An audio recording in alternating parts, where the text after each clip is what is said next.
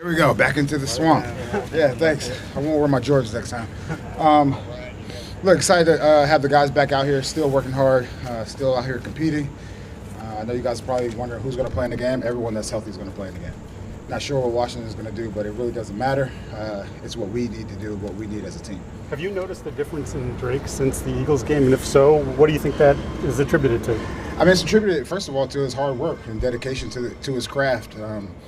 This guy comes in early, leaves late every day. He's one of those type of guys, and he's done a great job. But I would also say the coaches have done a good job, meeting with him one-on-one, making sure that he's comfortable in this game. But he's absolutely getting better. That was part of the plan. Jerod, why is playing against the Commanders something that this team needs?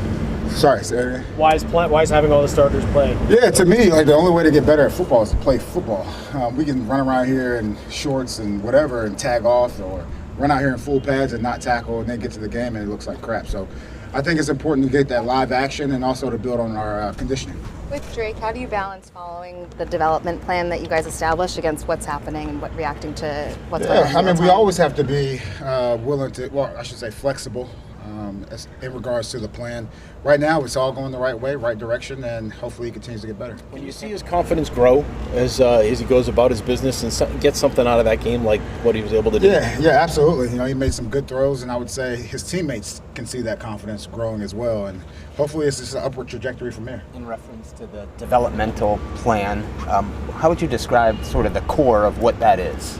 I'm not going to get too much into the plan, but, at the core, it's just the extra work. We talked about the different tools that we have, and all the quarterbacks are really taking advantage of that, whether it's the virtual reality, the extra walkthrough time, the meetings by themselves. They're just doing all of that extra stuff that's really paying dividends. Jaheim Bell's a guy who had a pretty good day yesterday by the looks of things. How is he coming along, especially in the wake of seeing guys like Austin and Hunter go down? Yeah, he's really stepped up to the challenge, and he's taken a lot of reps.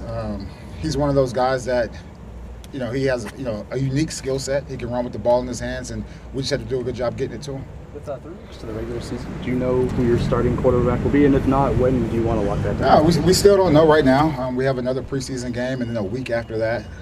When I know, I'll let you know.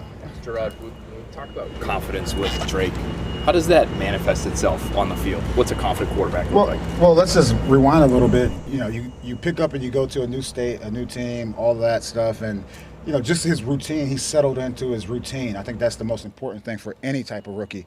Going forward, the last part. If he's more confident, how do you see that? Do you notice it on the field? So going back to the confidence thing, it's going through your progressions, right? Building trust in the guys up front, going through your progressions and making the right throw. Do you remember when it clicked for you, first time in the NFL, when you're like, okay, I get this now and what I'm doing? I don't remember a particular game. My welcome to the NFL was Warwick Dunn catching the ball out in the flats, and it was a one-on-one tackle, and I made the tackle. I was like, maybe I can do this. Some of you guys don't even know Warwick Dunn. Come on. I know you said in the past. Sorry. There are guys in the locker room that have never even heard of Cracker Jacks.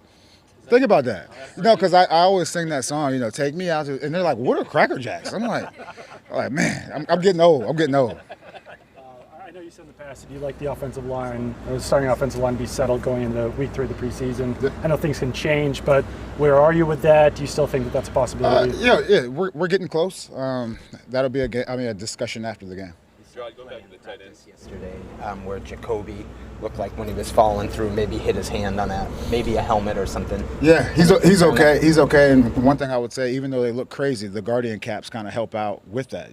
Instead of hitting a hard helmet, with your thumb, the Guardian caps have a little more give.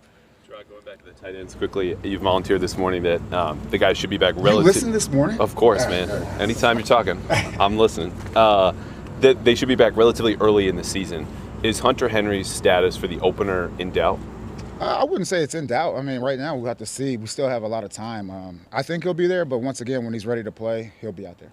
Gerard, regarding the developmental plan timetable, how much does that week between Washington and then game prep for Cincinnati that week factor in? Yeah, it's a huge week because now you start to get into that game planning element. Remember, right now in preseason, everyone's just kind of running the same thing. It's very basic. And so even when guys like Drake May get a chance to go against our defense, right, that he's going to see different looks, and he'll struggle at times, but hopefully he learns through those mistakes. Well, we've seen Drake mix in with a lot of the starters, some of them. How important is it to... Sorry, there's a B, Sorry. It was like around me. I don't like bees. Just how important is it for Drake to mix in with the full unit, line, receivers, everything, before you can determine whether he's ready to play? It's very important, for him to, continue to build that confidence with that group, not only the offensive line, but also the receivers. So it is important. What was slip and slide day like for you? It was great. I did it, first time head coach. We had some coaches that did not participate, which, I got after those guys. So we'll do it again here soon. But, it is it's a tradition that's been here for a long time. And for the rookies, I would say it's huge because they have to deal with that adversity because now they're going one-on-ones, but their shoes are soaking wet. And, just to see how those guys reacted to that was good. We saw Jacoby struggle a little bit at times in the preseason game, throwing that interception in the red zone. How has he responded over the last couple of days? He's the ultimate, next play kind of guy. And you need that attitude, whether you're a pitcher or a quarterback, you need that attitude. Let's just move on and not get too high or too low. Hey, Jerod, is having to go through the next hour 45 of practice in a soaking wet uniform, is that part of it too? It is, and that goes back to the adversity that we try to instill through that, through the slip and slide, and it's fun. Did second-year guys have to do it? Did you do it last year, or did they miss it last year? So the second we didn't do it last year, so we brought it back. So the second-year guys did it. You mentioned earlier this week that Clay Jackson would undergo an MRI. Is there any update on him? No update at this time. Sorry. How important is this week? I think I also heard you mention it as far as a road game. Your first road game this week, getting ready. It's huge, not only for the players on the field, but also from an operational standpoint. So it'd be a good test for us, and hopefully we can iron it out. We start the season on the road.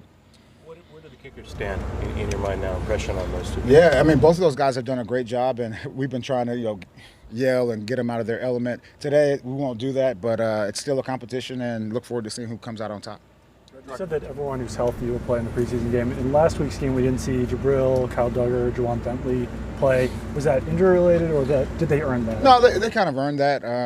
They had some small things, but they earned that right. With the kickers, is their ability to tackle going to factor into your decision? No, not at all. Not at all. Well, it sounds like with a new kickoff, the kickers might be involved in You sound like Jelani. Jelani's a rugby guy. He's like, I can just kick the ball. It's like, no, you can't. No, that's not really a big point of emphasis for our kickers. Jerod, with Wilcox going down yesterday, it looks like the top three tight ends are banged up right now. Just what's the level of concern with that? Yeah, that room has been banged up a little bit. At the same time, it's going to give guys like Jaheim an opportunity to go out there and get more reps, more quality reps, and see what he can do. Next man up. We saw Caden Wallace play a little right tackle with the starters late in 11 on 11. Just what have you seen from his development the last couple of weeks? Yeah, he's one of those guys. He's going to be a very good player in this league. But once again, going back to he's a rookie and needs to see more football. I think it's important for him to get out there and not just Caden, but also Layden. I think he's done a good job as well. And David's been really helping those guys out.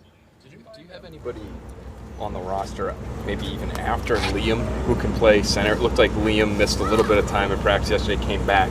Is that a group that you're looking at? Nick can also snap. So, yep. Yeah. But he's missed practice. He has missed practice, and that's always a area of concern. So when you carry those extra linemen, you want someone that can play both guard spots and center. Could Layden do any of that? I don't think he did in college, but have you guys tried him there at all? My thing is right now, let's settle in on one spot and go from there.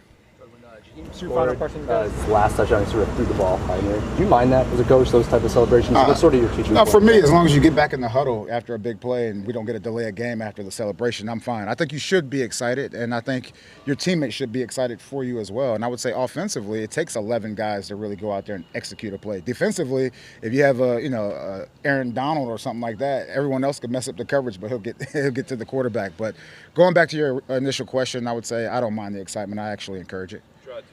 Question. Charles Turner's on the roster, played a lot of center at LSU. What's kept him from joining that rotation when you have guys injured? He's been working on it a little bit, but right now we just feel better with the group that we have. Thanks, guys.